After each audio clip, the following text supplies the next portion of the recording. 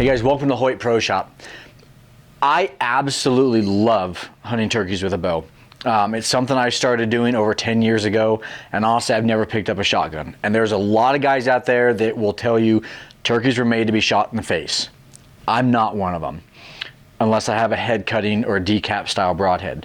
But what I wanted to cover a little bit is the turkey rig I set up, some of the components I've got, and why I like using these and set my bow up specifically this way.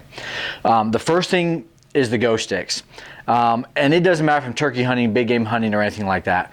The go sticks are always on my bow. It is one of the most versatile products that we've got.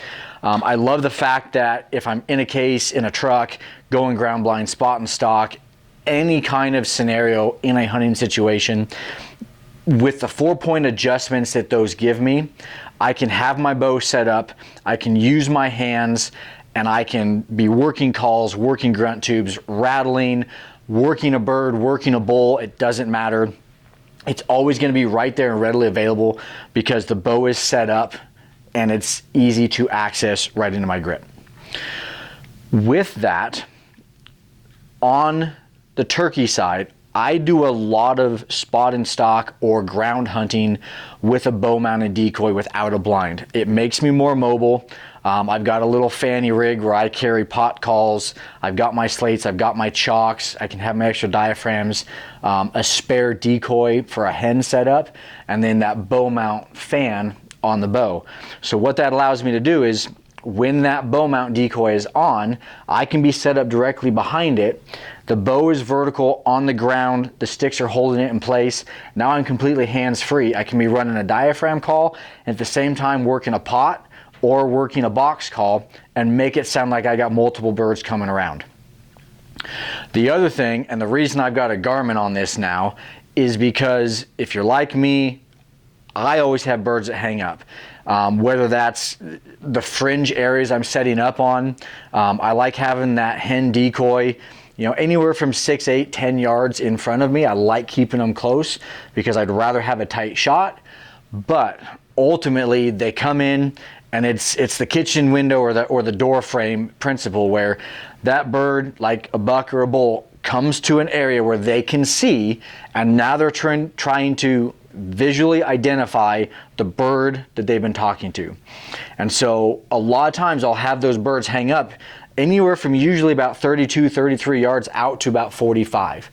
And so what I've done in states where it's legal is I have the Garmin set up specifically for situations like that, where if that bird's hanging up, or maybe they come in quick from somewhere I wasn't ready and they're at my side, and I'm now exposed from the side that they're coming in on, I have to wait for them to get into my decoy setup to where now I can get into that bow and start getting ready for a shot. At that point, we've all been there. They start pucking, they get nervous, drop strut, they start walking away. Now I can come to full draw. And with that Garmin, all I have to do is line my reticle up, hit my range finding trigger right here in the front, and as they're walking away, if I can get them to stop for just a second, release that trigger, arrow's gone. So it allows me the versatility when that bird is coming in and not staying stationary from a lateral or front to back standpoint. I know that I can drop that pin whenever I need to and get that shot off.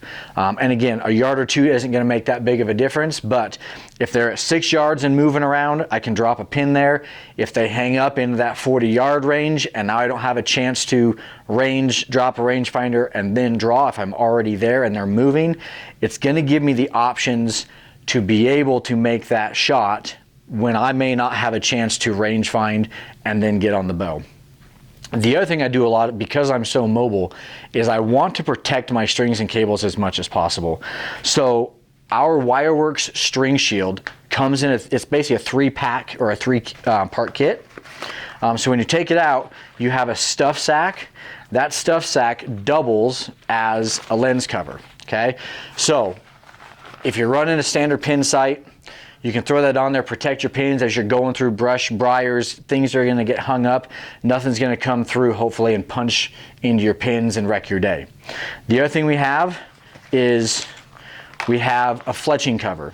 So the guys that are concerned about having super bright vanes because you want to be able to find your arrows, we can cover those up, especially with birds that are very, very visual, okay? 4 and 6 arrow setups, okay? You can cover all of them. Me personally, I like having that last one undone. So I'll cover on a 4 arrow setup, I'll cover my first 3, and that allows me that first arrow here that's gonna pull towards me, right there, it's uncovered, it's a little bit quicker. All I have to do is grab my hook here on my shield, pull this off, and I'm good to go grabbing that last arrow. It's gonna protect my strings and cables. It is a quiet closure. It's 3 different magnetic clips, okay, that are just going to magnetize and close around my string and cable. So if it's on my pack and I'm hiking in with big game, or again, running, gutting, and who knows what kind of stuff you're gonna be going through for birds, keeping everything protected so we don't cut strings, cut cables, or have a bad day that takes us out of the field. Guys, those are a couple of products that I really like in my go-to kit for turkeys. Take a look on our website. You can find a lot of these products there, or you can go directly to your dealer. Check them out, your local Hoyt dealer. Enjoy. Happy hunting.